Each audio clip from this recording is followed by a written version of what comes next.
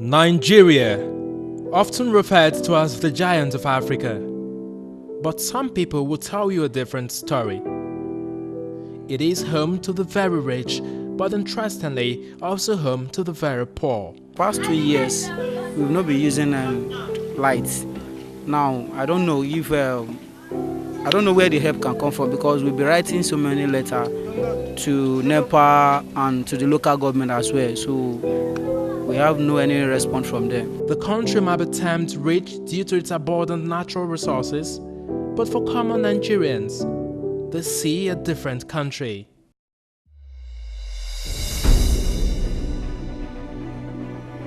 Because everybody is complaining very broke everywhere, because even before it came to, my business was not down. But when everything the way my income comes before, it just stopped. This is Nigeria.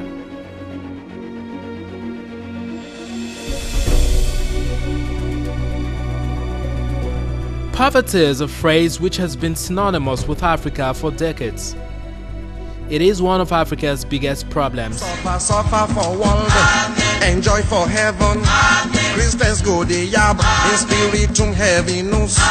Muslims go the... Poverty rages in Africa, but more so in Nigeria, a nation which has now been described as the home for the poorest of the poor. Most of the world's poorest people are Africans, and increasing wealth has brought rising inequality, both between and within nations. For example, much of Nigeria is thriving, with many individuals enjoying the fruits of a resurgent economy. Yet 87 million Nigerians live on less than $1.90 a day, making it home to more very poor people than any other nation. Only few Nigerians would disagree with those statements. It is in fact their reality. Because people look at a few politicians with access to corrupt resources and the way they lavish money, they erroneously believe that Nigeria is rich. Nigeria is actually quite poor if you look at the resources per capita. In June 2018, Africa's most populous nation overtook India as the country with the largest number of people living in extreme poverty. With an estimated 87 million Nigerians, or around half of the country's population, thought to be living below the breadline. With perennial issues like inequality in income, ethnic conflict, political instability and unemployment, poverty level is bound to soar. The Nigerian government's response to the scourge are social intervention schemes such as these.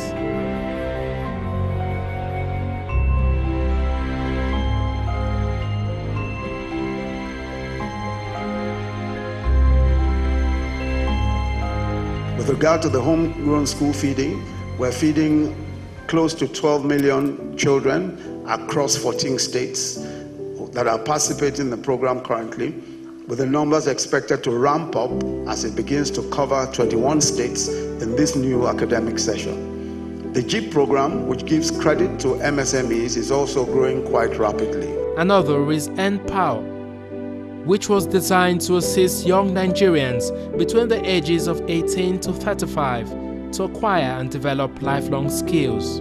Laudable initiatives it might seem, but there have also been some shortcomings. Government still has a lot to do.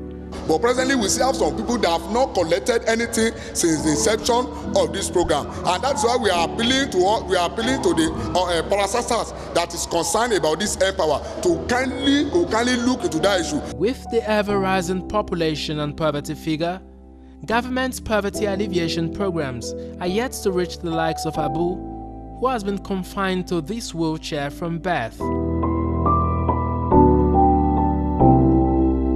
Abu is 18 years old and married with 3 kids.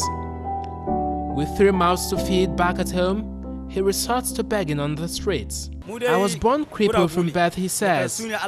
Though I'm originally from Kano State, I left there 7 years ago to the bigger cities to hustle. As I haven't gotten help from anybody, I resorted to begging.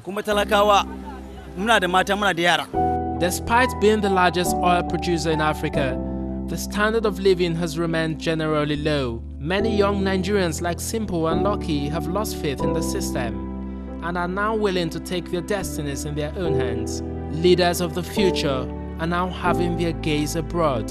If I see an option to travel abroad, or make I go Ekiti, this Ekiti self now still Nigeria, make I go Cameroon or Togo, shey you understand? Or Ghana, I go look as they do for that side. So anywhere way it be. Because there are better opportunities there than here. There are a lot of opportunities there. Because I know if somebody is a graduate and till now he does not have a job.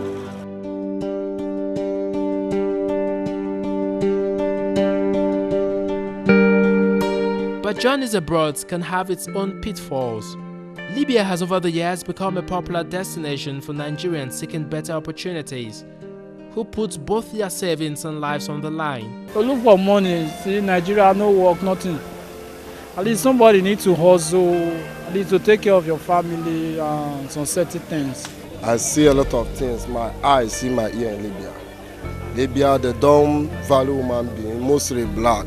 So my advice to the youth is that they should not try it or be convinced by anybody to enter Libya. Back on the streets, Musa is toiling under the scorching sun. While he awaits government assistance in the form of a substantial source of income, his mobility is now being threatened. I bought this wheelchair for 30,000 naira from long-term savings, and it is getting old. I need to change it. The government should please come to my aid. Surely, there are people in government who can help, but it's unfortunate many forget the people who voted them into office.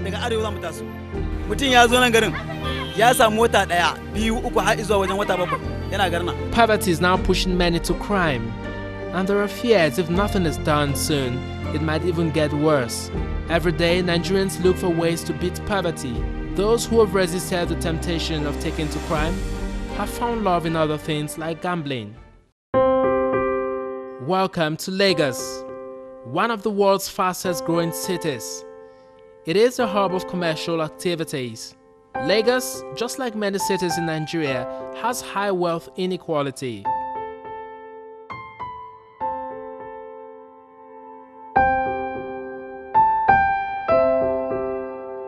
It's not strange to see the best of cars and the worst of cars all in the same city. The coastal and shanty community of Makoko is home to at least 200,000 people.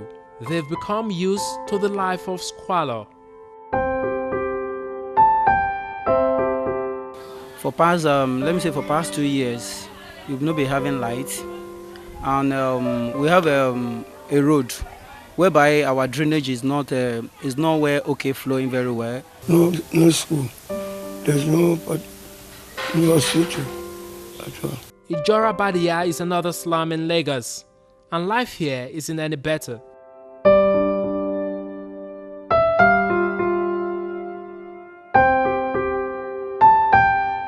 I met with Hafiz Saliru, who has lived here for over 20 years.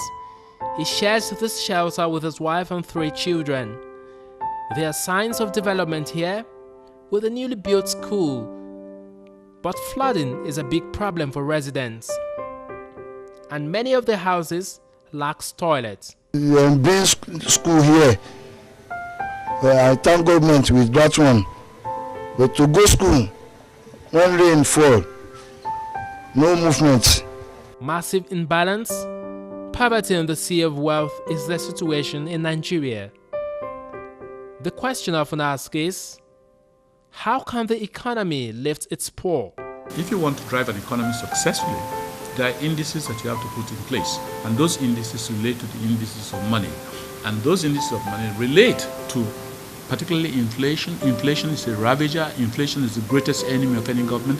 Inflation is the first battle line for any responsible government, because when inflation goes out of gear, everything goes out of gear. My journey to the highbrow areas in Lagos, to slums, has left me no doubt with the scale of poverty in the land.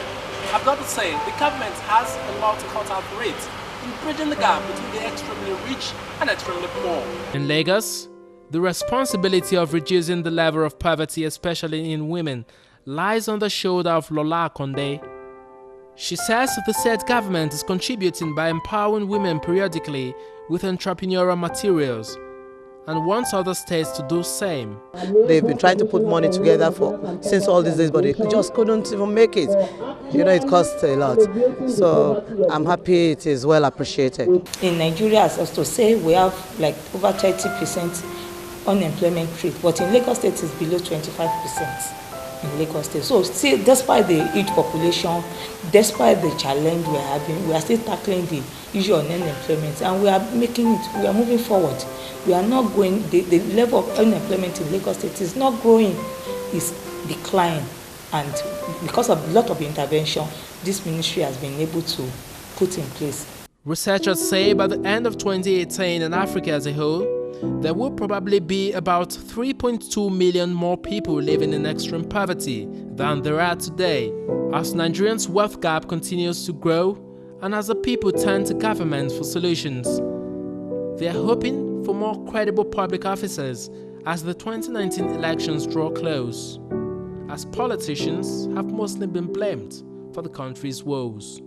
For Abu, Simple, Lucky, and indeed other citizens, life goes on.